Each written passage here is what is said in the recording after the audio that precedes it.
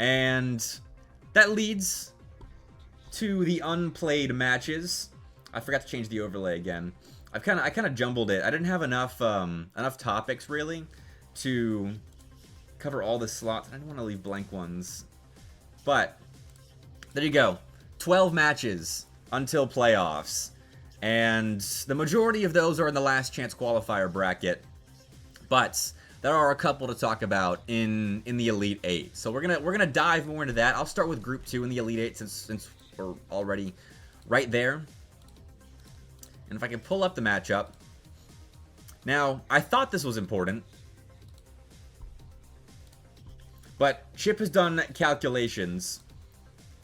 FAU versus Cumberland, I think, is going to be a hype matchup regardless. I think this is going to be a really fun one. It's happening on Wednesday at 6, so the schedule hasn't really changed. I hope this is streamed somewhere. Oh, Chip lied. Okay. He did the math wrong. That doesn't normally happen, but I forgive you, Chip. No problem, no problem. Because that makes this point even greater. Because now FAU versus Cumberland matters. Thank you, Monk. Chip Flunk Man. Just this once, just this once. But shout out Chipmunk Man, by the way, for doing the Wikipedia page. Like, look at all this. Look, we got the draft ready. We got the playoff bracket kind of ready. This will have to be updated, but so UTK and Burton Parker finishing at the top of their groups are the only solidified results. But this is freaking awesome. If you haven't checked out the Wikipedia page, I've got it bookmarked. So I love this thing. I refresh it even when I don't know, like, I know there's not any matches being played or having been played. I'll still refresh it, and I'm like, oh, I hope something new is popping up. I don't know. I love it. I love it. But regardless, that FAU versus Cumberland match is big now, because that three-way tie could make things very weird in Group 2. And Wade says, if King finishes top 3, is it top 3 or top 4, Wade? Because it's separate. I think it's a Wikipedia page. Hey, Wikipedia page is nothing to joke about. Once you get that, you've got a Wikipedia page. So, I'm kind of pulling for King. Like, I never have any bias or anything, except for Auburn. But they're eliminated, so I really have no bias now. And now I got to root for King to place top 4 to get a Wikipedia page. Right on. So we'll see. We'll see what happens there. But other series to be played. It's the only Group 2 matchup that has yet to be played here. So that's they got a lot on the line now. So Group 2, that's decided by FAU and Cumberland on Wednesday. Okay. There you go. There you go, Wade. So I guess 4th place then, because it's double elim bracket. So you just gotta lock 4th place. Let's go. Hope you get that page. Antic, is that true? The infinite ball chasing thing? Because I heard about the limited ball chasing stuff, and I was about to pay for it. But I've got a Wikipedia page, and so I've got the pro tag on ball chasing for whatever reason. So that means I've got unlimited ball chasing? Because that's actually hype, if so. I hope that's the case. I really hope that's the case. But okay. Unplayed matches in Group 1 as well. We talked about it already a couple of times. But King versus FSU and King versus Buds. Now, King and FSU were talking some smack in RL chat. I was trying to set up a show match. Little did I know that they were going to set up a show match of their own in the Elite 8. So, Wade, I see that... All right, Chan. You spent 2,000 Bepic points to time out Gray. That's fair enough. As soon as Gray chats something, he's getting timed out. Because I can't search for him right now. But, okay. Oh, there he is. There he is. All right. Give me a second, everybody. This is serious business. All right. Gray's been timed out for 10 minutes. Sorry. This is a serious show. Serious show. All right. But Wade, I see you're in chat. If you guys are still planning on playing those matches on Monday at 6 and 7 Central, 7, 8 Eastern, I would like you guys to be on Monday Night Lights. All right? That's a live request to play on Monday Night Lights, those two series, because I would love to have Buds versus King and FSU versus King on Monday Night Lights. There'll be best of 5s, so you know, a little disappointing. I would love best of 7s of those. Maybe we play out the best of 7s after the FSU. Buzz wants to play this week. Ah, okay. Hey, fair enough. I'll take at least one of those on Monday Night Lights. Oh, and Monk's here too. So, hey, Monk, do some convincing, do some wizardry. You have CS. Wade, the multi esport athlete, killing me. That's fine though. If I can get just one of those Monday Night Lights, I'll be happy. All right. Well, we'll sort that out off screen. Those are the two matches determining Group 1. So it's basically like one team's worth of matches shaking out the two groups. So, man, I need to hook chat overlay on this, because now Solution has timed out Chan using 2,000 Bepic points to do that. So Chan's gone now for 10 minutes, and 4,000 Bepic points, the Twitch chat currency, have been thrown out the window because the Bama guys are messing around. I love it. Love it. Okay. So the unplayed matches then. In the LCQ. Start at the top. UAH Blue versus South Carolina.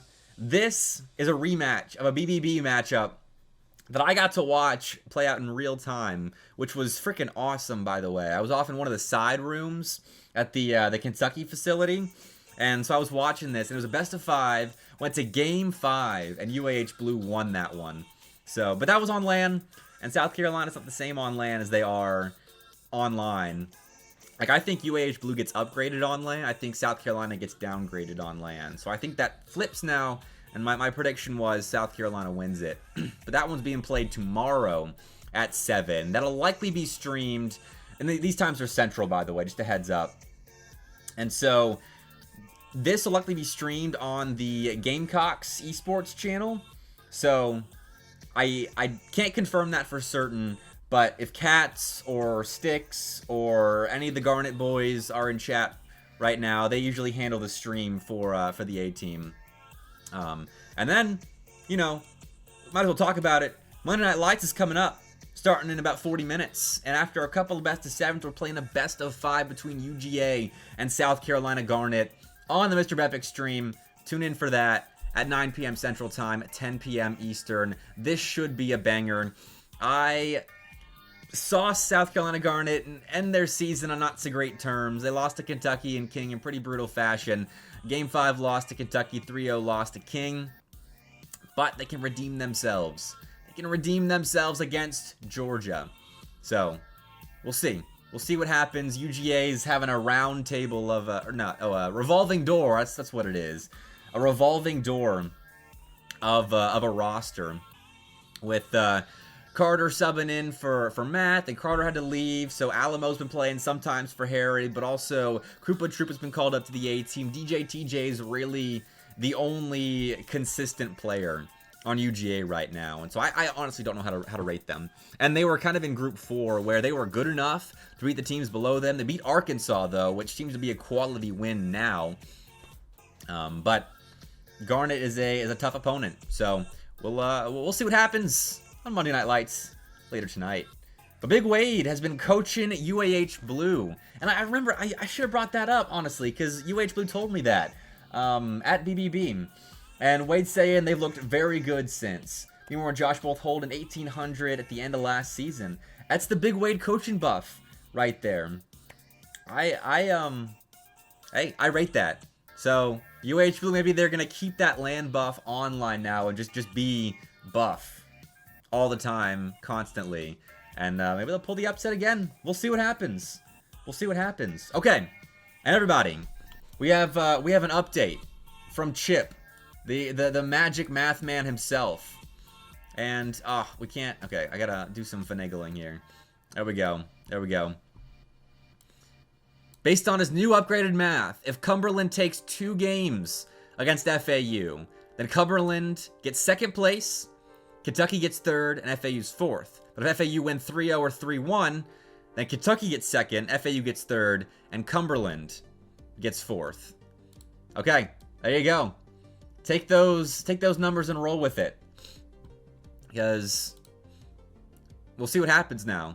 And that lines up with what I was thinking, Chip. I did a little bit of looking at it before the show, but I didn't have enough time to like really make sure I wasn't spewing false information. But I think that's accurate based on what I was looking at earlier. So that's pretty exciting. A game 5, no matter how it goes, means Cumberland takes the 2 seed. That's exciting.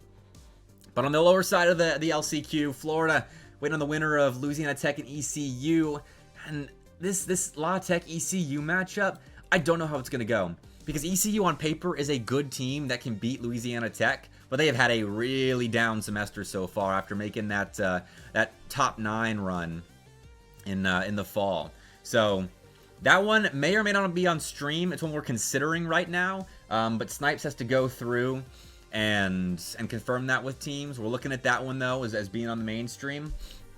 So the winner gets Florida. Again, I think Florida should be making it out there. They had an off series, but they should be beating Louisiana Tech or ECU. Whoever makes that happen. And then NKU playing the loser of USC and UAH. I don't know. I don't trust NKU despite that win over Clemson. So I think whoever loses here should be making it out there. And then Oklahoma versus UAH White. That should be a fun matchup.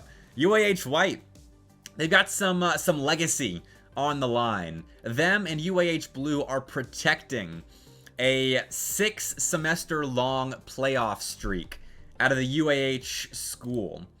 University of Alabama Huntsville is the only team that can potentially have made every single playoffs in every single SEL semester, which is awesome. Clemson was the only other team that had that streak going. They got eliminated by NKU.